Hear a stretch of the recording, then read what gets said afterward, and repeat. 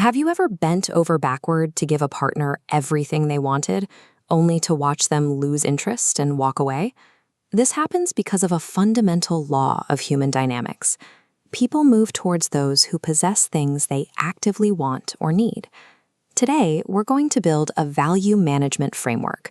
By understanding the economic principles that drive human connection, you can move away from guesswork and towards a more predictable strategy for long-term attraction. To do this, we have to look past the idea that relationships run on gratitude. While it's nice to be appreciated, a relationship is sustained by the promise of what you can provide tomorrow, not what you gave yesterday. Step 1 is conducting a value audit. You need to define the specific means you possess, whether emotional, financial, or social, that satisfy another person's needs. But secretly possessing these means gets you nowhere. To generate any initial interest, you have to actively broadcast that you possess these assets.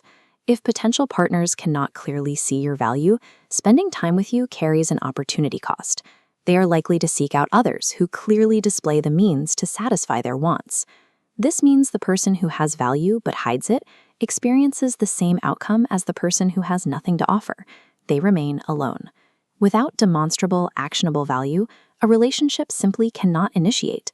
This makes rigorous self-assessment and presentation the mandatory foundation of our framework. Once you establish value, we hit step 2, navigating the danger of overgiving. Delivering total satisfaction can actually undermine the very foundation of the relationship. Think of a plumber. We hire them to fix a pipe, but once the leak is stopped, we stop paying them. By fulfilling a need completely, you can inadvertently eliminate the partner's need for the provider. This leads us to 3 primary ways relationships fail. The first is straightforward. If you lack value to begin with, the relationship never starts. The second is the trap of total satisfaction. If you give a partner 100% of what they want, you risk making yourself obsolete. The third is the frustration of the void. If you withhold everything they want, they will eventually seek out a competitor who promises actual results. Giving a partner everything they desire doesn't secure loyalty. It discharges the basis of the relationship. When the need is gone, the relationship often follows. The tactical antidote to these failure points is step 3, the incremental distribution of value. You cannot overcorrect into total starvation. If you never satisfy any of your partner's needs, you give them no reason to stay in the dynamic. Instead, you look for the sweet spot. This involves releasing value gradually over time, while strictly retaining the means to satisfy future needs. This requires a deliberate balancing act.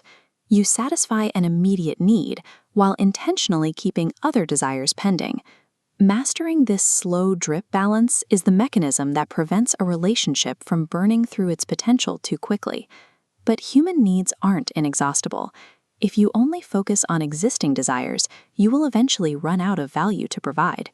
To maintain momentum over the long term, you have to be able to cultivate new desires in your partner. We see this clearly in corporate hierarchies. Employers use complex structures to keep employees focused and dedicated for decades. When an employee reaches a milestone or a promotion, the company immediately replaces it with a new, slightly higher goal that remains just out of reach. This same logic applies to romantic relationships. A partner remains engaged when there is always a clear, future satisfaction they are looking forward to receiving from you. If you satisfy every possible desire once and for all, you effectively stop being a partner and start being a liability, someone who gives everything away without receiving value in return. Sustainability requires a rhythm. Whenever you satisfy a current desire, you must plant new seeds. This keeps the engine fueled. To recap the framework, audit your value, avoid the trap of total satisfaction, master the slow drip, and continuously cultivate new desires. Applying these principles provides a more predictable path for your relationships. Without this balance, dynamics tend to drift towards either redundancy or frustration. Looking back at your past relationships, can you see moments where these vectors of failure were at play? Let me know in the comments.